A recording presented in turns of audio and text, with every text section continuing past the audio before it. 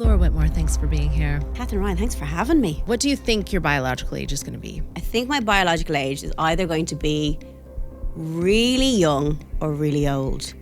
It's going to be like 27 or 72. Your chronological age is 40. But your biological age is... Hello and welcome once again to What's My Age Again. I'm Catherine Ryan, and this is the only podcast where we ask our guests to give us their blood for science and my own amusement. We want to know if how old they feel is how old they really are, and the results will leave you gagged. On today's episode, we have the queen of the multi-hyphenate, Laura Whitmore. She's a presenter, author, podcaster, documentary filmmaker, and actress. One thing I'm sure her test will reveal is that she means business. But how is she coping on a cellular level with the demands of such a successful career? Our tests will reveal all, and as always, Dr. Nicola Conlon is here to interpret those results. Laura Whitmore, thanks for being here. Catherine Ryan, thanks for having me. It's always nice to see you in a format setting with questions on cards. This is weird. It's different to your house because you don't normally have the mic set up on your sofas, but I like it. It's very formal today. There's less alcohol here. There is. I was pretty upset about that, but anyway. It's beautiful, though. It's gorgeous. It's very bright. It's very pink. Did you design it yourself? I did. I like it. Better lit than my actual home and fewer children. I don't like to be normally lit this much when I'm in someone's house. I like kind of that kind of dark lighting. Yeah. Do you know, like that when you go to a restaurant and you can't really see the person you're with? I don't even care about the menu. I just want to know what the lighting is before I book somewhere. And that's actually how I got with my husband, Bobby, because we were on a night out. He wanted to wee in a kebab shop. And I said, I won't be stumbling into that lighting. No. You can wee it's like too bright, like hospital lights. Yeah. No. And also you'd be going in there at 4 a.m. when it's, after a night out, which isn't the best time. I won't be going in there. It's bright, but I'm hoping I'm well lit. Well, I don't think you need to be well lit. I do need to be well lit. Segue to the podcast. You are really beautiful, really glowing. And I know That's why I come here, because I just want compliments, Yeah. because Catherine's always very nice to me. We wait till the end to reveal the biological age, but I feel like if it's anything over 7 years old, I'm going to be shocked because you have so much energy. You do so many things. Look at the thickness of these cards. Says you. I look at you and I get tired. But I'm not out at night. I'm not out at night. And you do the day and the night. I'm not. I think I'm like gaslighting people in what I'm doing, because I'm probably in bed posting a picture from something a few days ago. Weren't you a few years ago, though, the most photographed woman in Britain? Like, really? Yeah. Like that's not a good thing, though. Not by choice, I wasn't. It was pre-daughter, pre-marriage. Okay, yeah. I think this is when Leonardo DiCaprio was when after you. he like walked past me once and it was like, oh. But no, I was too old to be dating him, is what I was told. That's why I was confused by the headline. I know, because I was like, I think I was 31. I think there was no, this can't be true. She's a woman in her 30s. She can't be seen talking to him. Imagine me talking to a boy and not sleeping with him. I know, but maybe he has changed his type. He goes for biological age. Maybe. Yeah. Wait, what's his cutoff point? 25, I think. 25. Okay, so if it's over 25, that's my chances with DiCaprio gone. He's listening in. He is. I met him. He was very fine. So you did speak to him? Yeah. So hang on a minute, because first you walked past him, didn't speak to him. No, now I you've spoke spoken to to him. Yeah. How many times did you have sex? Sadly, 0. Actually, not sadly. No, not my type. No. I like funny boys. Yeah, I have a very specific type. Yeah. And there was another guy around that time that no one ever knew about. And he was a funny person? Yeah. Like an actual comedian? Peter Kay. Peter Kay with Michael McIntyre. No. No, I have a very specific type, probably. Okay. But yeah, that wasn't it. You're a woman who knows. And I wasn't his, I'm sure, as well. No one reached out to you from his team to be like, Leonardo DiCaprio spotted you. I can't even say No, I talked to him because it's real life. I talked to him and his friends. But did he seem interested? I don't know. Because I was like, I don't know, because I probably wasn't thinking that way. Yeah. If I'm honest with you. I think you're exactly his type. He's a bit old. Yeah. But he's very talented and lovely, but he is a bit old. I think he's a bit old for me. Good. Sorry, you're too... Because everyone's always saying that it's the other way around, but I kind of feel... Too old. I'm with a younger man. Are you? Yeah. Oh, I didn't And know it's he shocking. was younger Everyone than thinks Ian's older. The grey beard. But It yeah, is he's the younger grey than beard. me. Okay, well, we'll get to your romantic relationships. cougar. Sorry to dive straight into the tabloid stories about you. No, it was when it was put in the front. It was put in the front of a paper, and I think they used an image of me from like a magazine in my underwear years ago, which was like a really classy shoot if it was in the right appropriate setting, because it was a fashion shoot. But it made it look like that's what I wore to the BAFTAs. Out of context, Out of context, yeah. Love that. I mean, how could he not notice? If your body could tell the truth about your life so far, what do you think it would say you have done too much of, and what do you think it would say you've done too little of? I think, this might shock you, I think I'm too sensible. Yeah. I'm quite sensible. I've always been very sensible, particularly in my teenage years. I wish I was a bit naughtier. Sensible in what way? So you never overdid it with the partying? No, I never overdid it with the partying. I always was the person to bring my friends home or put them in a cab if they got too messy, or I'd leave a party early because I got tired. I was always the first to bed at a house party, but I always got a bed. So do you know when you go to a house party, like especially student days and student accommodation, I'd always get a bed because I'd be the first to go to sleep. So were you always a young woman with a plan? I grew up with just my mom, who's fabulous. But like, you know, I would always be very cautious about things. And I was very aware of the world and the dangers of the world. Yeah. I remember like having a waitressing job when I was like 17. And it was only like 10 minutes up the road, but I'd always use my tips to pay for a cab home when everyone else would walk, because I was afraid I'd get stabbed and murdered on the way home. Yeah. Because that was the reality. I was very aware of things like that could happen. And you grew up in County Wicklow? County Wicklow, Is there a lot of stabbing going on? There's stabbings happen everywhere. But yeah, there had been, like I remember reading things, maybe because I'm always been a little bit obsessed with true crime. But, You're just researching for the future podcast. But when my mom was younger, and I have said this before in a doc that I did, like my mom was put in a van when she was like 17, 18 on O'Connell Street by a group of guys. And her friend who she was with froze. And my mom said, I got stopped at the traffic lights and she pushed her way out because the door was still open. So I remember her telling me that story. So I think I've always been aware of white vans. So you're sensible from young. Yeah. You're out at night, but you're the first one in bed because you want to get the bed at the house party. You want to be sensible, focused. I just see you as being someone, because I read a study about drug abuse and kids who go off the rails, and they interviewed the ones who never went off the rails. And they said, why didn't you do this? Rather than ask the ones, why did you? And all those kids were like, oh, well, if I did that, I wouldn't be able to go to basketball practice in the morning. If I did that, it would interfere with my trajectory. They all had a vision. Maybe. Like, I am ambitious, and I do think I've always been maybe a little bit too professional for my, like, if I say I'm going to show up to something, I'll show up. Yeah. I can't tell you what state I'll be in, but I will be there. Okay. And the same, I remember when I got the MTV job, which was, I just won a competition and moved from County Wicklow to Camden, and it was all a bit surreal, and I was probably thrown into a culture I didn't really understand, and it was exciting. But I was a bit naive and a bit green to what was going on.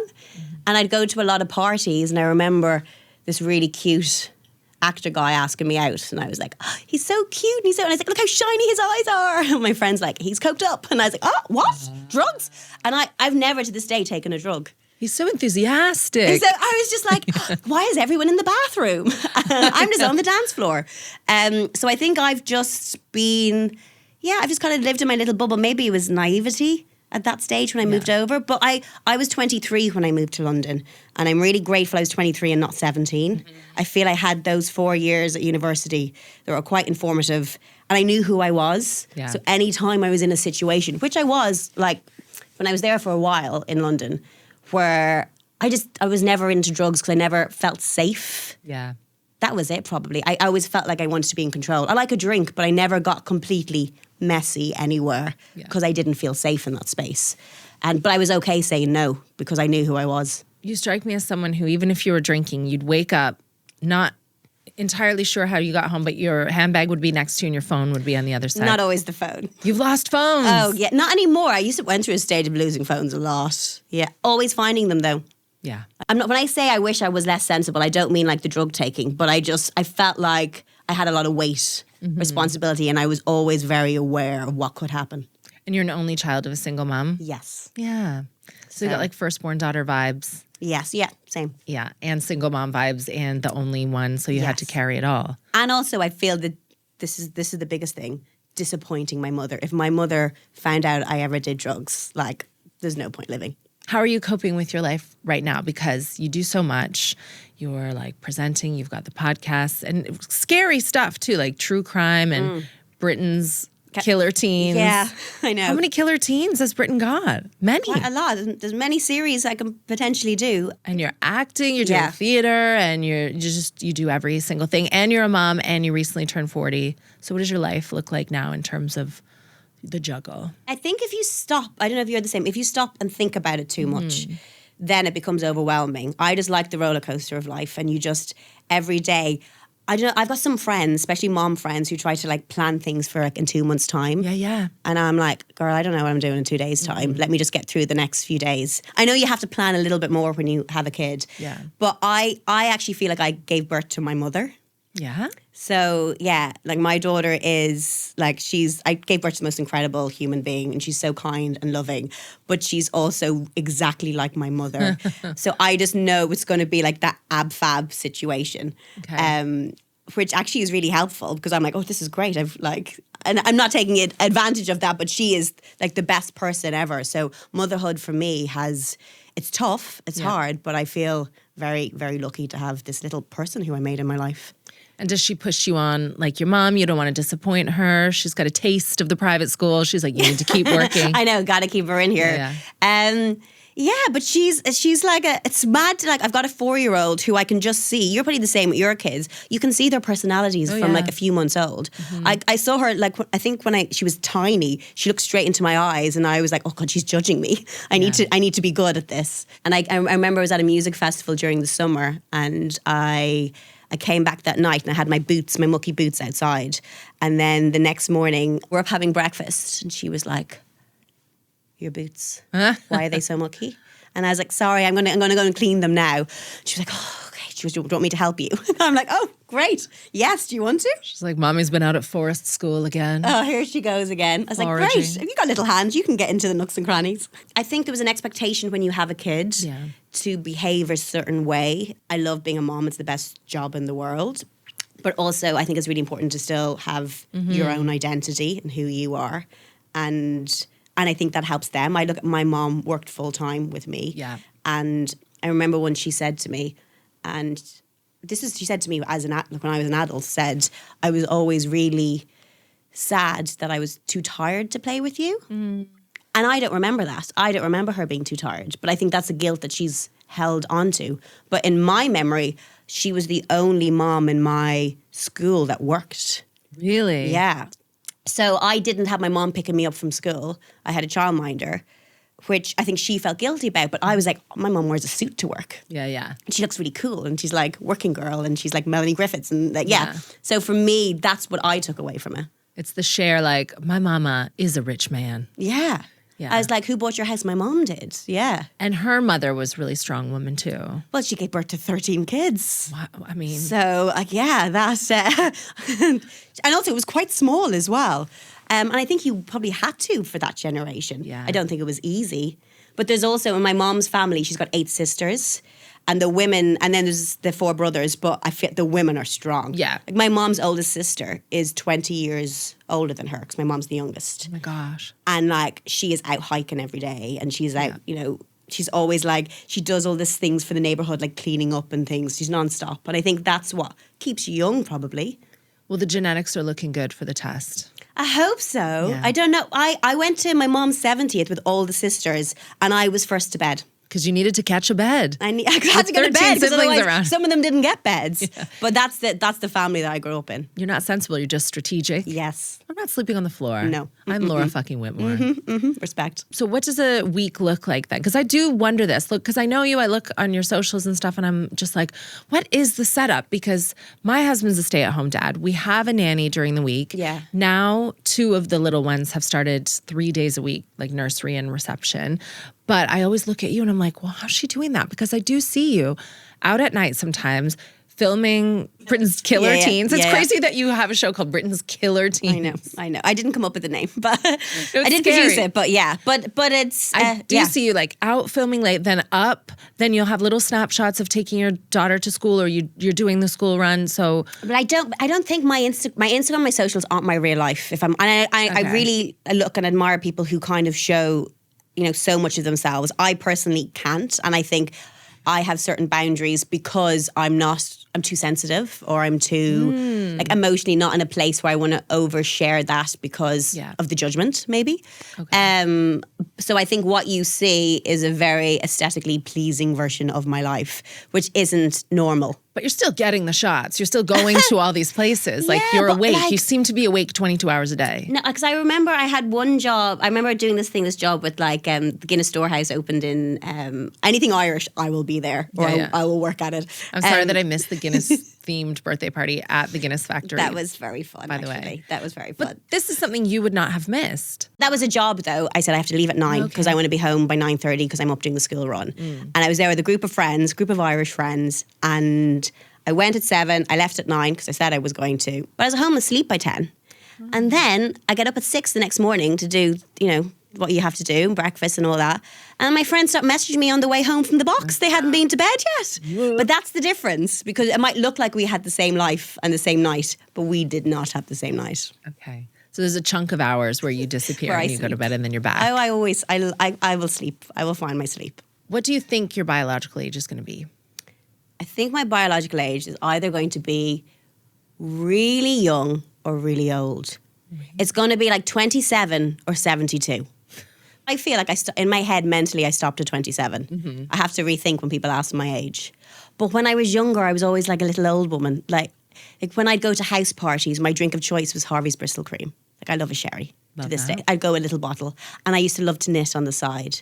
So when I moved to London for the MTV job and didn't know anybody, you'd have a busy schedule Monday to Friday, but the weekends were quite quiet. So I joined Stitch and Bitch in King's Cross, where I used to go and knit scarves and try to meet people, which is not what a 23-year-old should do. Well, that's what they do now. Like, it's hipster now, but you didn't know. No, maybe I'm living in the wrong time. How did you stumble upon sherry as your drink of choice? Did you have it in someone's house? The aunties at Christmas. I see. And then I was like, why is everyone drinking these house parties when I was 17, 18? They were drinking these like warm beers, do you know, like really warm beer that looked gross. Yeah. And I was like, just have a little mini sherry. And buy a bottle of sherry, it'll last you for a while. You don't have to drink the whole bottle, you know? And are the aunties as energetic as you are? Yeah. They're more. I said they were up the past hiking, all of them. My mom's 70. They were up, jiving. That thing. It's like it's dancing, but also looks like fighting because they move so fast. Yeah. And I was first to bed. I couldn't keep up with them. You do get into heavy subjects too. Obviously, the killer teens and true crime and cyber stalking. Is there like a mental heaviness that you need to detach from when you do work like that? Because you're always mixing it up. But when you get into this tough stuff, how do you like unwind? I mean, I'm still probably navigating that. And sometimes you feel guilty I feel guilty for jumping in between different genres. You know, you can go into something true crime, or I can go and I can sit and interview a mother and connect with a mother who's lost her child, who's given the space to talk to me about it. And there's a huge responsibility with that. But then also there's a part of me, like a few days later, that wants to go to a music festival or interview a musician or do something completely different for that balance. And I think it's important to have both. Yeah. But it is. I don't know. When I was doing the first series, there was a therapist that I would talk to, which I've never really thought about that before. I never really thought about. The industry that we're in is a bit bizarre. Yeah. And I think that's why I've always had these weird boundaries that change sometimes. Like, how much of my life do I show? I feel I should show to be authentic, but if I show this, then I can never get it back. Yeah. So I'm constantly, I even had that conversation with my other half about, oh God, like, yeah, I'm happy we don't show our daughter because look, Brooklyn Beckham. I'm like, no, we're not the Beckhams. But you're constantly thinking, how much do I give or how much do I not? And it's hard because I'm like, I want to talk about it and be open, but then I get really scared that someone will judge me for doing something the wrong way, and mentally I'm too sensitive for that. You don't strike me as someone who's mentally sensitive when it comes to judgment. I think everyone is, though. Do you not like because you I don't think you are, but I bet you have that bit. If someone says something about you and it's something you already think about yourself, that's hard. Stunning. Agreed. Yeah. Successful, fantastic. But do you know what I mean? Like sometimes, and I think if someone says something about my child, yeah, I would killed them. Well, plus you became famous at a time when there was just upskirting. Yeah. I was like, Amy Winehouse was in Camden, and I'd see her be followed around by all these paps. And I remember interviewing Britney Spears and just being really upset by the interview, because I'm a huge fan of Britney and I love Britney, obsessed with Britney. Britney is queen. And I remember interviewing her and she was dead behind the eyes. Like, you know, when you're just like, hey, and there was other women in the industry who weren't like that, but I could see, and she was lovely and she was polite, but she wasn't, like, we weren't doing this. She wasn't well. No, she wasn't well. And did you see that a lot with younger pop stars when you were working at MTV? I remember like Duffy and Adele coming in around the same time, starting their careers and coming in for MTV. And I loved both of them.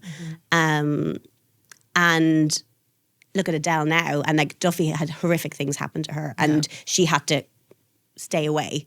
And it's a really tricky, tough industry that, like, who makes it and who doesn't, and they both have equal talents.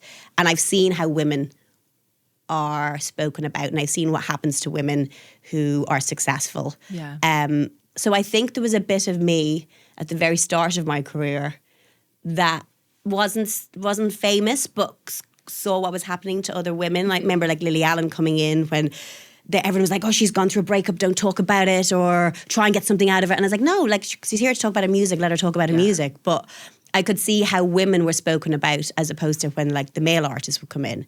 So I think I had a real education in that period of time. And I only started MTV I did Amy's, like, the obituary that they did for MTV, and that was a really weird, you know, I'm working on an entertainment show, and then suddenly it was weird. So I think I just saw how women were spoken about. So I thought, I'm not really going to give any more away about not that people cared about me, but as the least, you know, if you don't give too much away, then they can't knock you down when it all falls apart. Then your husband is a comedian.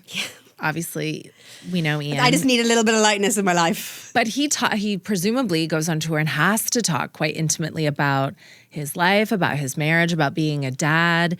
Yeah, well, it's weird. Does he have the same sort of boundaries as you? Yeah, we did speak. Now, it's changed, Catherine, because when I was always, you know, the unspoken rule was that you don't talk about me and we don't talk about each other. At all.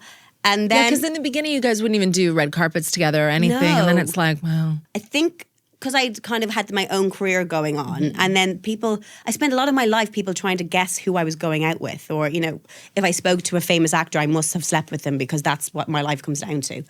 So I think I fought that a lot. And I think it's nice to have your own identity. So I was like, please don't mention me in your comedy. And then it's hard because that's all your life is. And I was like, don't mention me unless I come across well. Yeah. And actually my friend had gone, he was doing a work in progress, and my friend had been.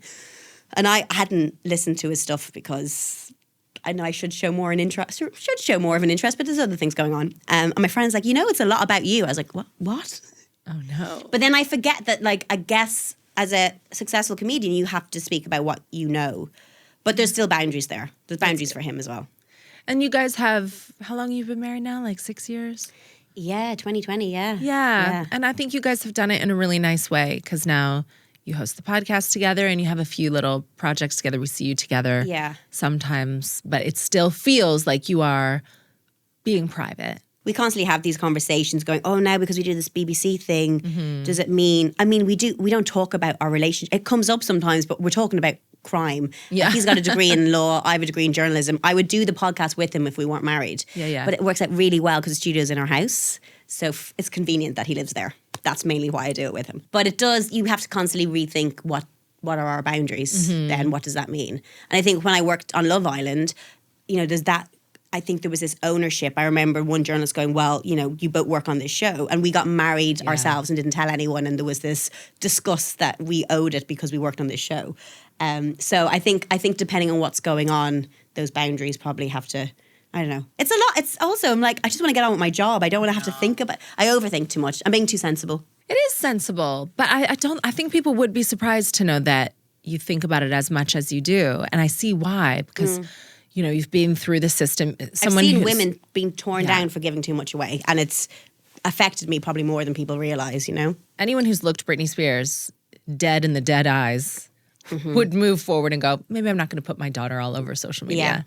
It's like it's a different world. Do you feel at least more confident in your own skin now than those early days when you started getting papped and started getting famous? Yeah, I am. I remember one of my first big jobs was I'm a Celebrity, Get Me Out of Here Now. So I was on MTV, and then they used to do this after show called I'm a Celebrity, Get Me Out of Here Now. It's so long, but it was live, and it was like it was big ratings at that time for the after show, and I remember getting that job and going to Australia and being like, okay, this is a big step, because MTV was great, but I kind of did a lot of stuff under the radar, even though I was shooting every day, and that show I got a lot more attention. Yeah. And I got told there was paps on the beach where I was staying. So I never went to the beach because I was really paranoid about being, papped in like on my bikini or, And I just wished I went in and swam. There's a bit of me that's like, I wish I just went into the water and swam. Yeah. Because the sea looked lovely. But I was just a bit conscious of that. And there are some jobs, I think a lot of people don't realize that there are some jobs that for some reason are more attractive to the tabloid culture than other jobs. Like if you are on a family show, like a Saturday night, like Strictly, for example, all of a sudden there are paps at your door for some reason. Yeah. And is Love Island a show like that, you would say? And yeah, Love Island and Strictly. I did both of them. And you notice in that time, there's, people outside your house and your front door. And I remember being really embarrassed. Strictly I was so excited to go on, but I lived in an apartment in Camden. My next door neighbour was in her 70s, so we shared the same front door. Aww. So I was just really embarrassed that Diana was like, oh, I'm so sorry. I was just embarrassed that there was photographers outside. Diana loved it. She was serving fab. face. Diana had some great. She passed, bless her. We had the same birthday, and she passed away like a year ago. And I loved living next to her because she got some great stories out of me, and we hung out a lot. So you've been really outspoken about all kinds of things surrounding like autonomy and women's rights and all the right stuff.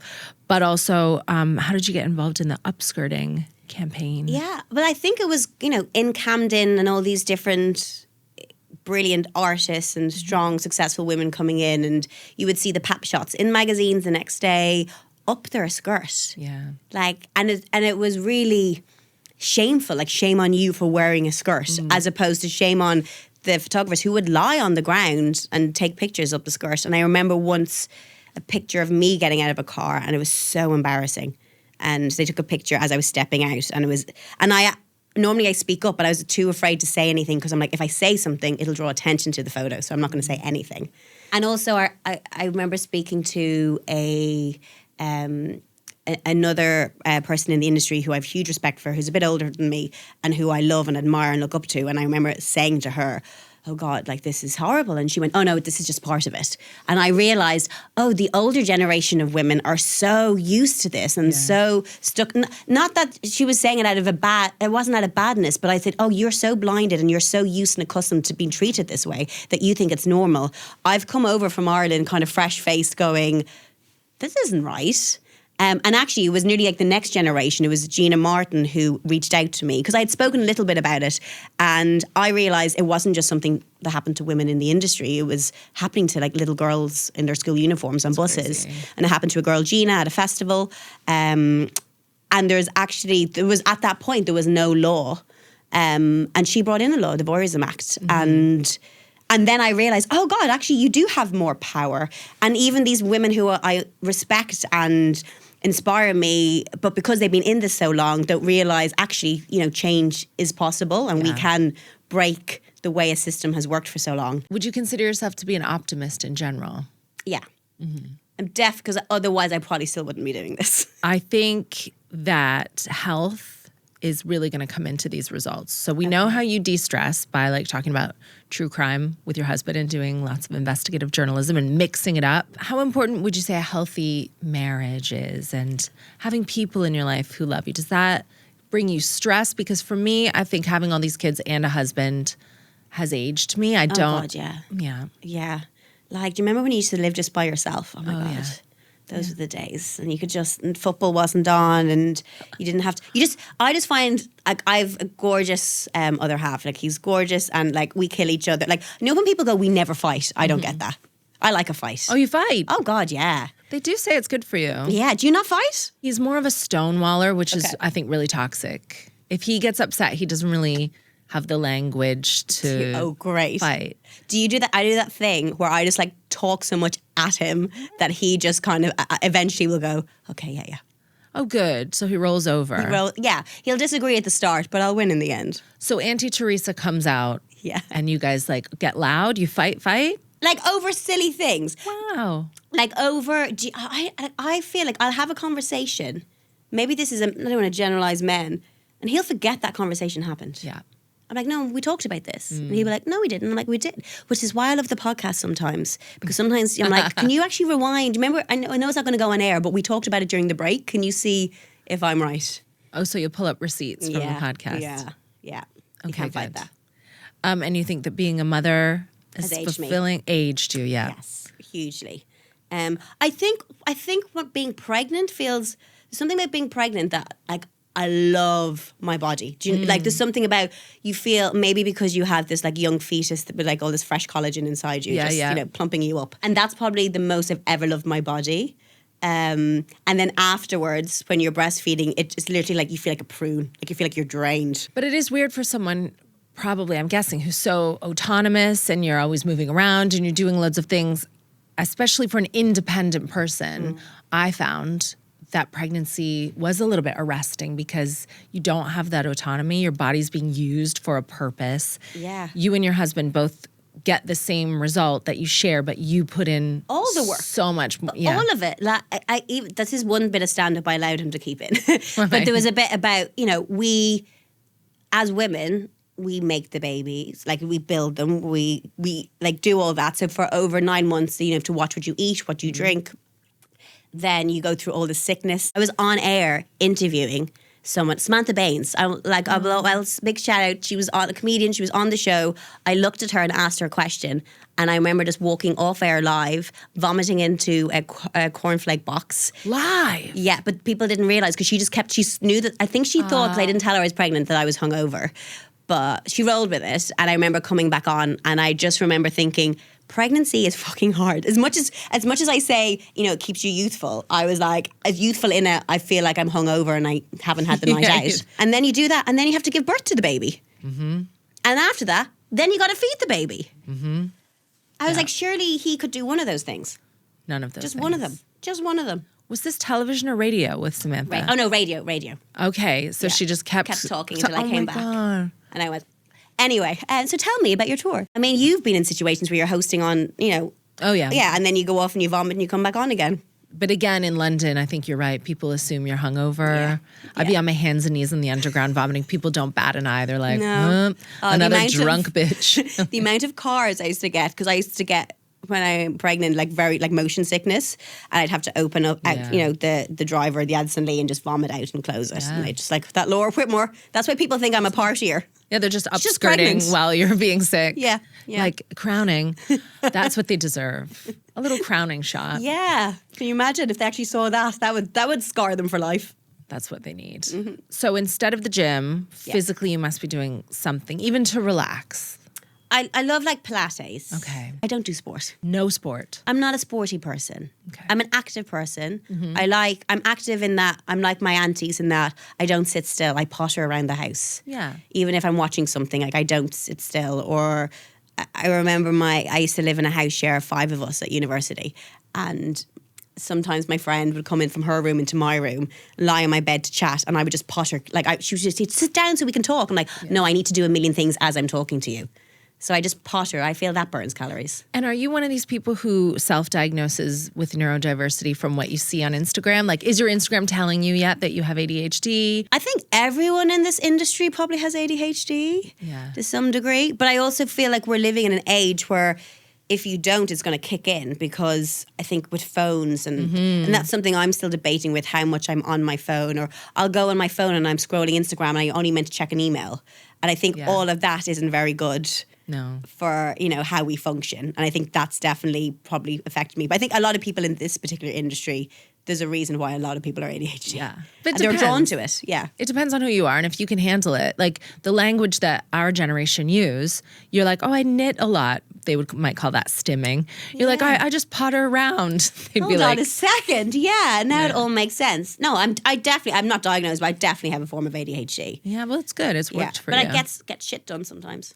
It's true. You can multitask. That's what we used to call it. Yeah. And then what do you eat? You've been pescatarian for 25 years? Yeah, so I gave up red meat when I was 15. It was the year that I think Babe, the film, came out. I just think when the animals talk. I know. So I remember we used to spend, I don't know if you ever did this, but we used to go to the Gaeltacht in Ireland during the summer to learn Irish. No. So you'd go down the west of Ireland for like 2 or 3 weeks. And also sometimes to kiss boys. Whoa. Because I went to an all-girls school, so that's when you'd see boys. And you'd stay with a Ballantee, which is a woman of the house, and it'd be like 10 girls in one house. And they would normally be on a farm because that's the areas where they speak Irish. Yeah. And I remember you'd get your dinner every day, and there'd be like, because I grew up in like a town, like near a city. So I'd look out and I'd see the field with all the cows. And then, after a week, I'm like, oh, I thought there was 10 cows, and then you eat your burger. And then I think it was just that clicking of what I was eating. Yeah. Because you don't really think about it. No. And then I saw the film, so then I stopped eating red meat, and I ate chicken and fish because I didn't care about the chicken and ducks in that film. They weren't as nice. Then, there's a really stupid reason to giving it up. Then about 4 years ago, that TV show I've got to stop watching TV. That TV show came out called Fresh with Sebastian Stan and Daisy Edgar Jones. Did you see that film? Yes. Not to give away, but this is the premise of the show. That he basically kidnaps women. Women to have a tough... You can see why I'm the way I am. I need to stop watching these things. But he kidnaps women and then slices part of their flesh off to put it in like a HelloFresh kind of vibe and send it to rich men who like to eat their flesh. And I was eating a chicken korma at the time. Oh, God. And then I never ate chicken again. That's great. So that's my... Yeah. So, and now I'm pescatarian. So... That probably will change eventually, but If I really you like see a film about fish. Finding Nemo. I'm not watching Finding Nemo. No. Mm-mm. Oh my gosh, and that probably happens. I do think there's health benefits to it as well. I obviously wasn't hugely keen on it in the first place.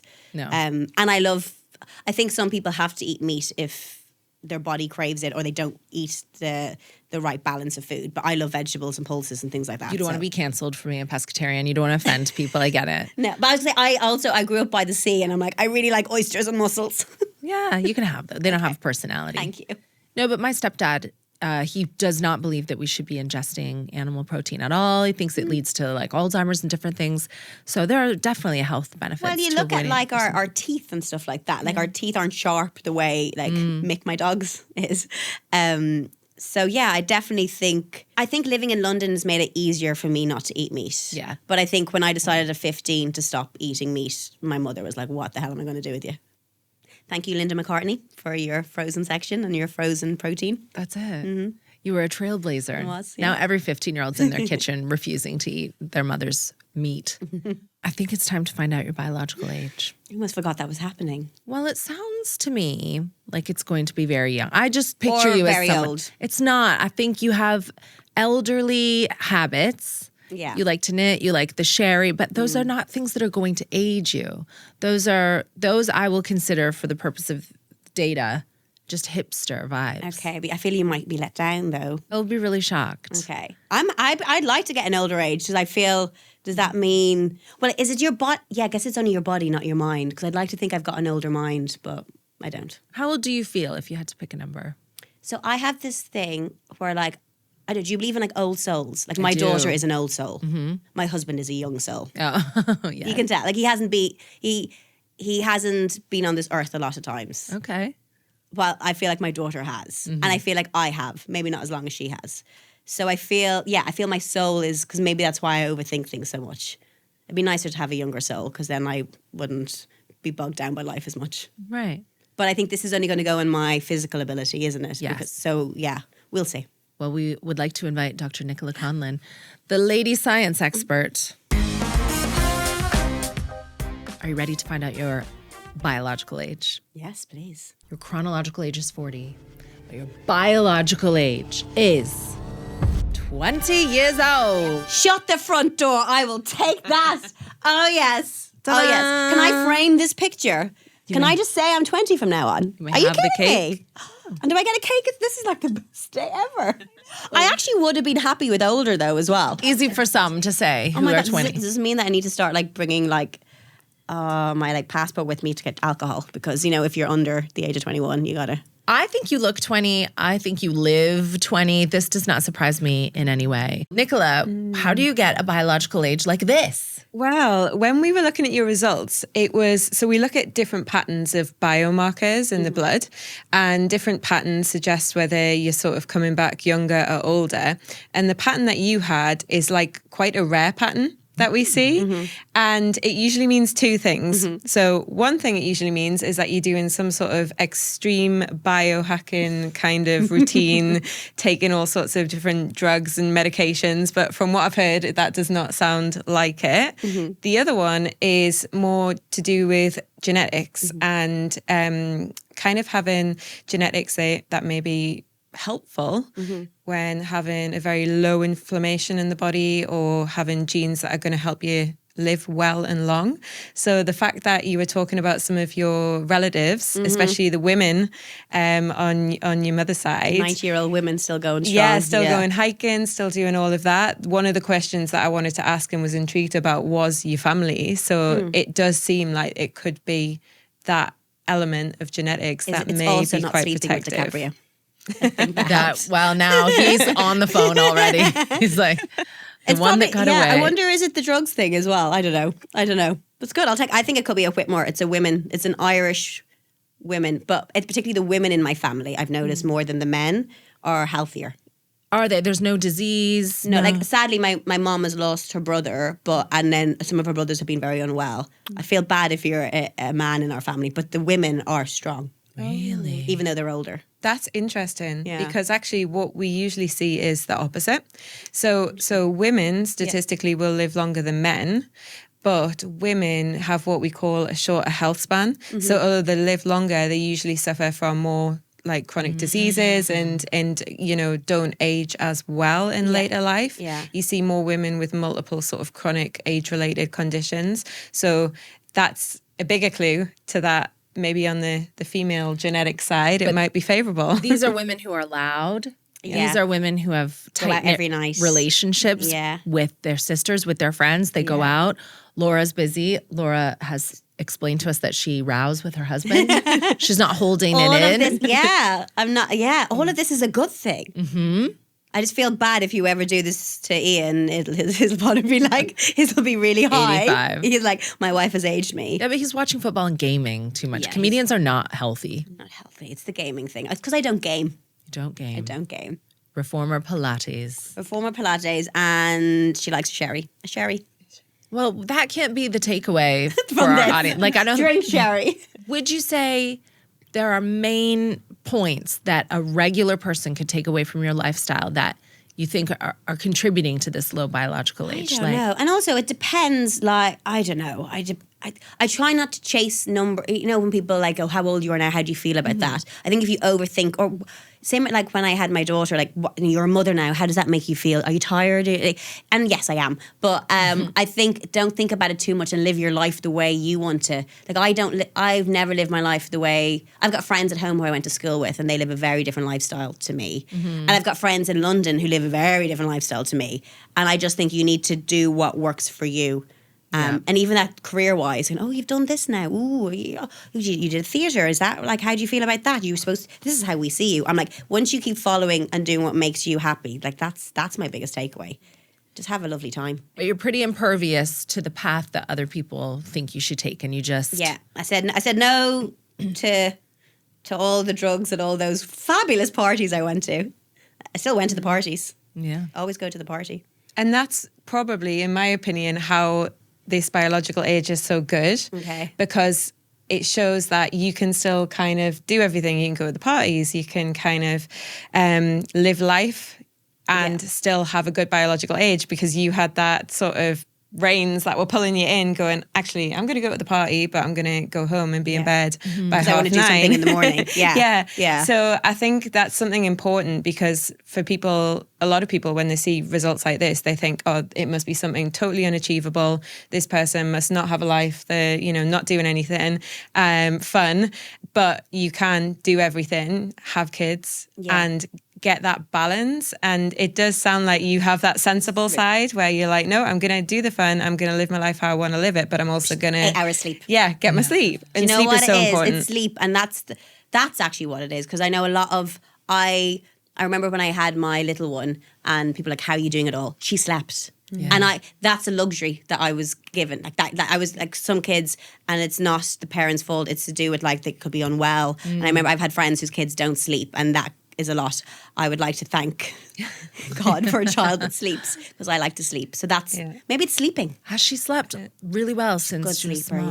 yeah, I know. But I know that's not normal, and I know how lucky I am, and I know that's nothing to do with what I've done. That's just because I gave birth to an old woman who likes to sleep. You never know. Yeah. I think we're taking a lot of agency away from you. We're saying like, I don't think it's I've done genetics. this. But I think you have. You have a great, really positive energy. Nobody offered you drugs because you never looked like you needed any. You were on the dance floor. People thought I was already on them. You're high on life. Yes.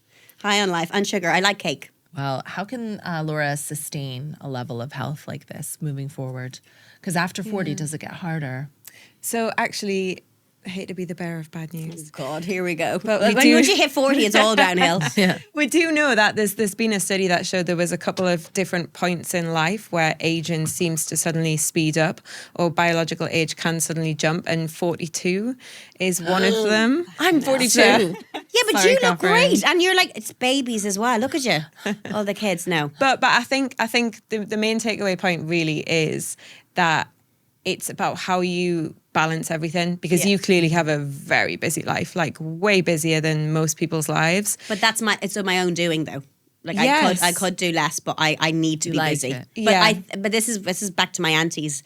Like my aunties, even when they retired, my mom retired, and then she started looking after these kids. She's on the swan squad, so they look after the swans in the air. Like she does a million things, because I think when you stop, it affects you. I think it slows you down. Yeah. So I think from looking at my 90-year-old auntie, it's just don't stop. Yeah. And that is brave, because swans are violent. They are violent. Britain's killer swans. That's the next Isn't it? series that I'm doing. But yeah, my mom goes down and just checks that people aren't feeding bread to swans. I thought I used to feed bread to swans. You're not supposed to. Can Crack kill them. cocaine. Yeah. It's Yeah. not good for them. Do you take any supplements? No. So it's not even like you have some amazing supplement routine that you can tell everyone to get No. this Maybe age. it's just no drugs. No drugs. No drugs and sherry. Sherry. We'll take Sherry away. That was Laura Whitmore, the queen of doing everything all at once, very well, and not aging a day. She's a mother, she's a professional, and her biological age is only 20. And if you want to hear more from Laura, you can watch her new series of Britain's Killer Teens, Oh No, or catch her on Murder, They Wrote, Oh God, wherever you get your podcasts. That would age me, those projects, but she does it with flair. If you enjoyed this episode, please tell me about it. I need that validation. Like, subscribe, leave a comment. Just let us know what you think. We've got amazing episodes from series 1 and 2. If you want to catch up on those, go on back, give them a watch. See you next time when I'll be even younger.